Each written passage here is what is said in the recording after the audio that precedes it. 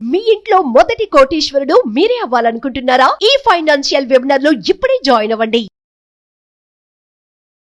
Sir నమస్తే sir. నమస్తే అండి. సుందరరావు గారు, ఒక టాపిక్ ఉదాహరణగా మాట్లాడుకుందాం. అంటే అవేర్నెస్ కొరకు, ఇన్ఫర్మేషన్, ఎడ్యుకేషన్ పర్పస్ కొరకు మాట్లాడుకుందాం. అంటే ఇలా చేయాలని ఎంకరేజ్ చేయడం కాదు. రైట్. ₹1,00,00,000 చేతిలో ఉంటే ఫిక్స్డ్ డిపాజిట్ చేసుకోవడం బెటర్ అంటారా, లేదంటే మ్యూచువల్ ఫండ్స్లో ఇన్వెస్ట్ చేసి సిస్టమేటిక్ విత్డ్రాల్ ప్లాన్ ద్వారా నెలకి కొంత అమౌంట్ని తీసుకోవడం బెటర్ అంటారా?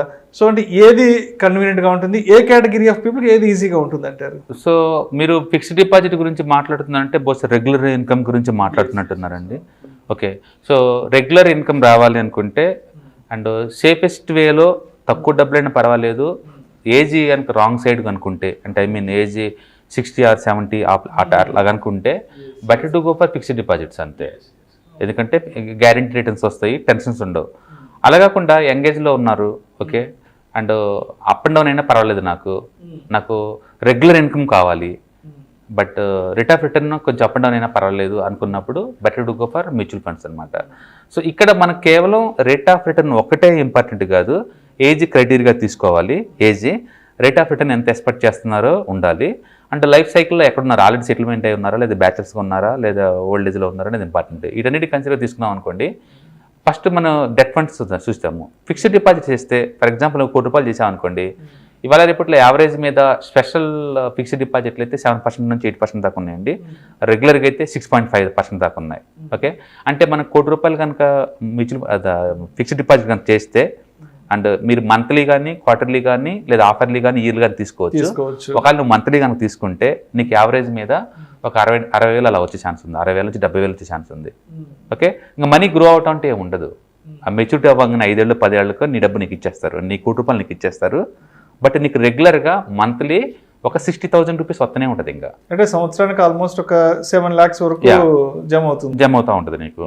కానీ టీడీఎస్ కట్ అవుతుంది నీకు, ట్యాక్సిబుల్ అది. ఓకే, నీకు వచ్చే వడ్డీ ట్యాక్సిబుల్ అనమాట అది. Okay, right. And second flow తీసుకున్నాను అనుకోండి, సిస్టమాటిక్ విత్డ్రాల్ ప్లాన్ ఉంది అనుకోండి.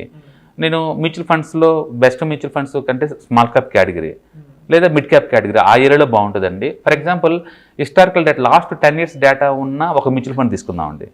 లైక్ నేను Nippon small cap growth fund తీసుకుంటున్నాను, ఎగ్జాంపుల్ కోసం తీసుకున్నాను. లాస్ట్ 13 yearsలో అది బాగా గ్రో అయింది, అందుకని అది తీసుకున్నాను అనమాట. అది తీసుకొని దాంట్లో కనుక మనం 1 crore ఇన్వెస్ట్ చేసామనుకోండి, అండ్ ఎవ్రీ మంత్ బ్యాంక్లో మనం 6% అనుకున్నాం కదా, అట్లాగే దీంట్లో ఒక 5% తీసామనుకోండి బ్యాక్, అంటే ఎవ్రీ మంత్ నాకు 50,000 కావాలి. 50,000 కనుక మీరు విత్డ్రాల్ పెట్టారనుకోండి స్టార్టింగ్ నుంచి, గత అది 2011లో స్టార్ట్ అయింది, ఇప్పటికి 2013 yearsలోకి ఎంటర్ అయింది రీసెంట్గా. ఓకే, ఇప్పుడు మీ మనీ ఎవ్రీ మంత్ నీకు 50,000 ఇవ్వంగా స్టిల్ మీ 1 crore ఇప్పటికి 8 కోట్లు అయిందండి, 8.5 crore అయింది. ప్రాక్టికల్గా మీరు ఇన్వెస్ట్ చేసింది 1 crore, 1 crore ఎవ్రీ మంత్ 50,000 మీకు విత్డ్రాల్ అవుతూనే ఉంది. అంటే మీరు విత్డ్రాల్ చేసిన అమౌంట్ 71 lakhs అండి. ఇది 2011లో పెట్టుంటే కనుక 13 సంవత్సరాలు. అవును, అంటే మీరు విత్డ్రాల్ చేసిన అమౌంటే 71 lakhs ఆల్రెడీ. స్టిల్ మీ ఉన్న డబ్బు 8.5 crore అయింది. ఇంకా అన్ని మ్యూచువల్ ఫండ్స్ ఇలా అవ్వచ్చు అంటే కాకపోవచ్చు, బట్ అన్ని కూడా యావరేజ్ మీద నీకు 5 crore దాకా అయి ఉంటాయి. ఎందుకంటే మ్యూచువల్ ఫండ్స్ యావరేజ్ గ్రోత్ మనం 20% తీసుకోవచ్చు అండి, mid and small cap category అయితే. అందులోంచి మనం విత్డ్రాల్ చేస్తుంది కన్జర్వేటివ్ మీద ఒక 5% 6% కదా, అందుకని డెఫినెట్గా ఇంకా ఒక 10 to 15% పెరిగే ఛాన్స్ ఉంది. కాబట్టి మీ దగ్గర బల్క్ అమౌంట్ అనుకుంటే లెట్సే ఒక 25,000, 25 lakhs, 50 lakhs, 1 crore ఇలా అనుకుంటే, మీకు అప్పుడప్పుడు మనీ కావాల్సి ఉంటే క్వార్టర్లీ కానీ మంత్లీ కానీ కావాలంటే SWP the best option, systematic withdrawal plan. అది యాక్టివేట్ చేయడం ద్వారా ఏంటంటే నీకు మంత్లీ రిక్వైర్మెంట్ ఫిల్ అవుతుంటుంది, అండ్ లాంగ్ పీరియడ్ పాయింట్ ఆఫ్లో నీ మనీ కాంపౌండ్ అవుతూ పోతూనే ఉంటాయి. ఎందుకంటే యావరేజ్ మీద మ్యూచువల్ ఫండ్స్ 20% మనం ఈజీగా ఎక్స్పెక్ట్ చేయొచ్చు. అందులోంచి మనం విత్డ్రాల్ చేస్తుంది కేవలం 5 to 6% కదా, రిమైనింగ్ ఒక 8 to 10% ముందు పోతూనే ఉంటాయి అవి. అందుకని లాంగ్ టర్మ్లో వెల్త్ క్రియేట్ అవుద్ది. ఇప్పుడు మనం చెప్పిన ఎగ్జాంపుల్లో మైండ్ బ్లోయింగ్ 1 crore కానీ పెడితే మీ అమౌంట్ 8.5 crore అయింది, అంటే ఎవ్రీ మంత్ మీకు మనీ బ్యాక్ వస్తూనే ఉంది. ఎంత ఆల్మోస్ట్ 50,000 సూపర్. జీవితకాలం తరతరాలు వస్తూనే ఉంటుంది అమౌంట్, అది పెరుగుతూనే ఉంటుంది amount. So one of the best one. ఇది కాకుండా even large cap mid cap తీసుకున్నా సరే మనీ ఇలా గ్రో కాకపోవచ్చేమో కానీ, బట్ డెఫినెట్గా దట్ ఈస్ వర్త్. అందుకని ఎవరైనా సరే మిడిల్ ఏజ్లో ఉండి మీ డెట్ ఫండ్స్లో పెట్టడం వేస్ట్ అండి. బట్ ఓల్డ్ ఏజ్లో కనుక్కుంటే మార్కెట్లో వాలటిలిటీని కూడా మనం తీసుకుంటే కనుక వాళ్ళకి అది గిట్టుబాటు అవుద్ది. అందుకని మీ ఏజ్ ఒక 60-70 అలా కనుక్కుంటే అప్పుడు మాత్రమే బ్యాంక్ డిపాజిట్స్కి వెళ్ళండి. మీ ఏజ్ కనుక 30-40 కనుక్కుంటే ఇంకా మంచి ప్రొడక్టివిటీ ఇయర్స్ ఉన్నాయి కాబట్టి best to come to the mutual funds with SWP అనమాట. ఓకే, అండ్ యాక్చువల్గా మ్యూచువల్ ఫండ్స్ మనం వాడుకుంటే రెగ్యులర్ ఇన్కమ్కి బాగుంటాయి, అండ్ ఒక ఫండ్ రిటైర్మెంట్ ఫండ్ క్రియేషన్కి బాగుంటాయి, ఏదైనా గోల్ ఓరియంటెడ్ మనీ మేకింగ్ కూడా చాలా బాగుంటాయి అండి. తక్కువ అమౌంట్లు పెట్టుకుంటా బల్క్లో తయారు చేసుకోవచ్చు. లెట్స్ ఎగ్జాంపుల్ నేను మంత్లీ 1000 రూపాయలు పెడదాం అనుకుంటున్నాను. ఓకే, కెరీర్ స్టార్టింగ్లోనే 25 ఏజ్కి నేను బిగిన్ చేశాను అనుకో మ్యూచువల్ ఫండ్స్. నీ ఏజ్ ఒక 55 వచ్చే లోపలనే నువ్వు పెట్టిన అమౌంటే నీకు దగ్గర 10 కోట్లు అవుతాయి.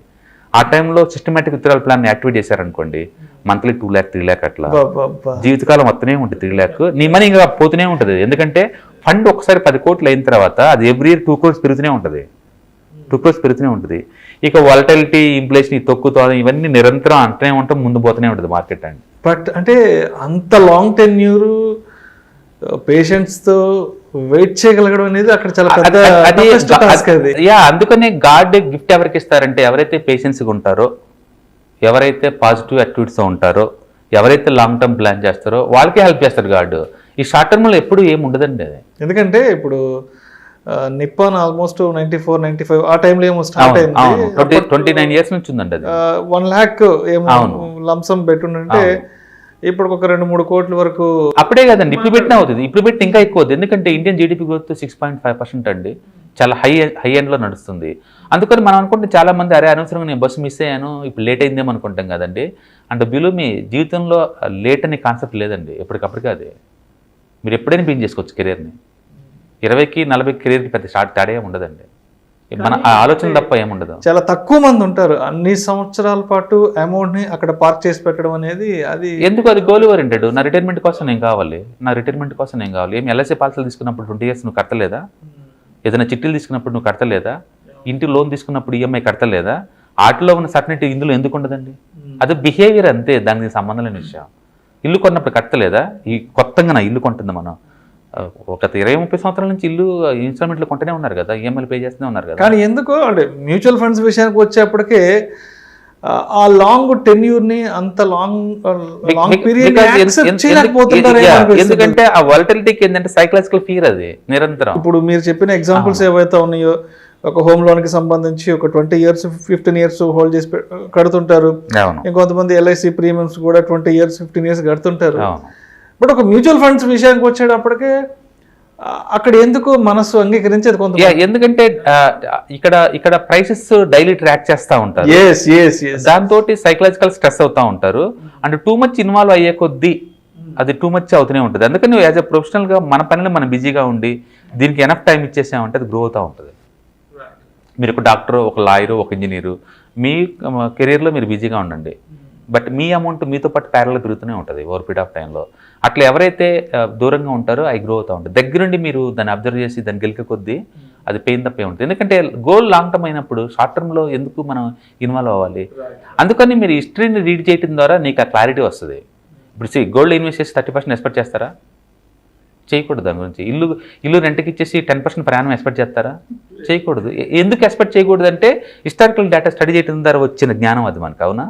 అట్లా ప్రతి ఎసెట్కి మనం హిస్టారికల్ డేటా అబ్జర్వ్ చేయడం ద్వారా మనకు ఆ అనాలిసిస్ మనకు అర్థమైంది. దాని నుంచి ఎంత ఎక్స్పెక్ట్ చేయాలో అంత ఎక్స్పెక్ట్ చేస్తే అర్థం ఉంది, అంతకంటే ఎక్కువ నువ్వు చేయలేవు. అందుకని ఒక ఇల్లు మనకు ఈఎంఐలో కొన్నప్పుడు, ఇల్లు కొన్నప్పుడు, ఒక ఇన్సూరెన్స్ పాలసీ కట్టేటప్పుడు ఎలాంటి మెథడ్స్ ఫాలో అవుతున్నావో మ్యూచువల్ ఫండ్లో కూడా అలా మెథడ్లో ఫాలో అయితే డెఫినెట్గా one of the best way to wealth creation అండి. అందుకని ఎక్కువసార్లు రిచ్నెస్ అనేది నాలెడ్జ్ గేమ్ కాదండి, అది it's behavioural game, psychology game. ఇది ఎనీబడి కెన్ బి రిచ్ అండి, దానికి పెద్ద ఇదేం కాదు. అది వారసత్వంగా వచ్చేది కాదు, అది వారసత్వంగా ఒకళ్ళు ఇచ్చేది కాదు. అందుకని అది ఎవరికి వాళ్ళే ఎడ్యుకేషన్ పెంచుకొని ఫైనాన్షియల్ లిటరసీ అయ్యి వంశంలో నాటుకోవాల్సిన ఇత్తనం అనమాట అది. సో ఒక పేరెంట్ కిడ్కి ఇస్తే కిడ్ నెక్స్ట్ కిడ్కి ఇచ్చుకుంటూ పోతా ఉంటే ముందు పోతూ ఉంటుంది. కాంపౌండ్, టైం వాల్యూ ఇవన్నీ పుస్తకాలు చూసి నేర్చుకునే కాన్సెప్ట్లు కావు. ఒక పేరెంట్ కిడ్కి చెప్పాల్సిన కాన్సెప్ట్లు అవి ఒళ్ళో కూర్చోబెట్టుకొని తద్వారా వాళ్ళకి ప్రాక్టికల్గా అర్థమవుతూ ఉంటుంది ఎలా గ్రో అవుతుంది అనేది. అందుకని మనకు కనుక ఒక 40-50 ఏజ్ మిడిల్ ఏజ్ లోపలనే ఒక మంచి రెగ్యులర్ ఇన్కమ్ లాగా రావాలి అనుకుంటే కనుక మనం ముందు ఒక ఫండ్ క్రియేట్ చేసుకోవాలి. ఒక 50 lakh ₹1 కోటి ఫండ్ క్రియేట్ చేసుకోవాలా. ఒకేసారి మీరు ఏదైనా ఎసెట్ అమ్మితే వచ్చిన డబ్బు కనుక ఉంటే లంప్స్ అమౌంట్ ఒక బెస్ట్ మ్యూచువల్ ఫండ్లో పెట్టచ్చు కూడా. పెట్టేసేసి మనం మంత్లీ విత్డ్రాల్ చేసుకోవచ్చు, అదొకటి. లేదు అంటవా ఏదైనా మార్కెట్ బాగా పడిపోయింది, 20-30% అప్పుడప్పుడు పడిపోద్ది కదా, పడిపోయినప్పుడు కనుక ఏదైనా ఎసెట్ కనుక మనకు ఉంటే దాన్ని అమ్మేసి ఆ అమౌంట్ దీంట్లో పడేయచ్చు. అందుకని మార్కెట్లో లంప్సం పెట్టే ఆపర్చునిటీస్ రెగ్యులర్ రావు. ఓకే, ఒకవేళ కనుక వస్తే మీరు ఆ టైంలో ఇలాంటి వాటికి వాడుకోవచ్చు, SWPకి వాడుకోవచ్చు. రెండోది రిటైర్మెంట్ ప్లానింగ్ ఉన్న వాళ్ళందరూ కూడా మ్యూచువల్ ఫండ్లో మంత్లీ ₹1000 2,000 పెట్టేసేసి SWP ఆన్ చేసుకోవచ్చు. లేదా బల్క్ అమౌంట్ ఏదైనా వచ్చింది సడన్గా, దాన్ని ఏం చేయాలని థాట్ ఉన్నప్పుడు ఈ మ్యూచువల్ ఫండ్లో ఇన్వెస్ట్ చేసేసి మనం తీసుకోవచ్చు. ఓకే, ఏదైనా సరే టూ మచ్ అటాచ్మెంట్ పెంచుకొని రోజు రెగ్యులర్గా దాన్ని గెలుగుతూ ఉంటే తప్ప అదర్వైజ్ మంచి వెల్త్ క్రియేట్ చేస్తుంది మ్యూచువల్ ఫండ్లో. అవును, అది వాలటిలిటీ అసెట్ క్లాసే, బట్ మనకున్నది ఒకటే ఎవిడెన్స్, హిస్టారికల్ ఎవిడెన్సే. దాన్ని బేస్గా తీసుకుని మనం డిసిషన్ తీసుకోవాలి అంతే. అండ్ ఎక్కువ మంది సెటిల్ వేస్తూ ఉంటారు, అది ఎంత వచ్చింది అనేది. మ్యూచువల్ ఫండ్లో 30 వస్తుంటే ఎవరు నమ్మరు, బట్ అక్కడ 40 కూడా వస్తున్నాయి. నువ్వు నమ్మితే నమ్మకపోతే సంబంధం చెప్పండి, మన నమ్మకాలకు సంబంధం ఏముంది?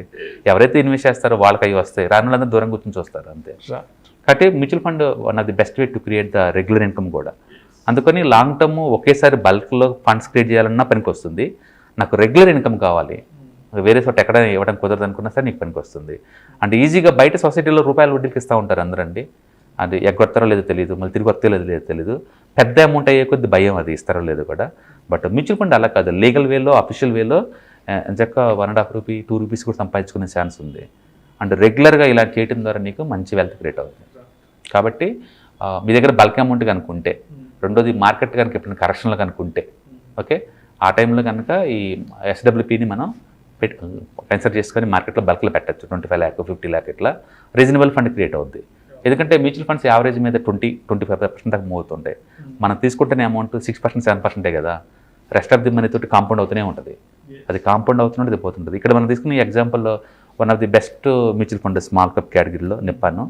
మీరు కనుక 1 crore పెట్టుంటే కనుక మంత్లీ 50,000 విత్డ్రాల్ బీయింగ్ చేసినా సరే స్టిల్ ఇది 8.5 crore పెరిగింది లాస్ట్ 12 yearsలో. ఇది జస్ట్ క్లాసిక్ ఎగ్జాంపుల్. అంటే వేరే ఫండ్స్ కూడా మనం అబ్జర్వ్ చేసుకుంటే అన్ని పాజిటివ్ రిటర్న్స్ ఇలానే ఇచ్చుంటాయి మోరల్లెస్. కాబట్టి బల్క్ ఉన్న వాళ్ళందరూ కూడా మ్యూచువల్ ఫండ్ కన్సిడర్ చేయండి, తప్పేం లేదు. Thank you sir.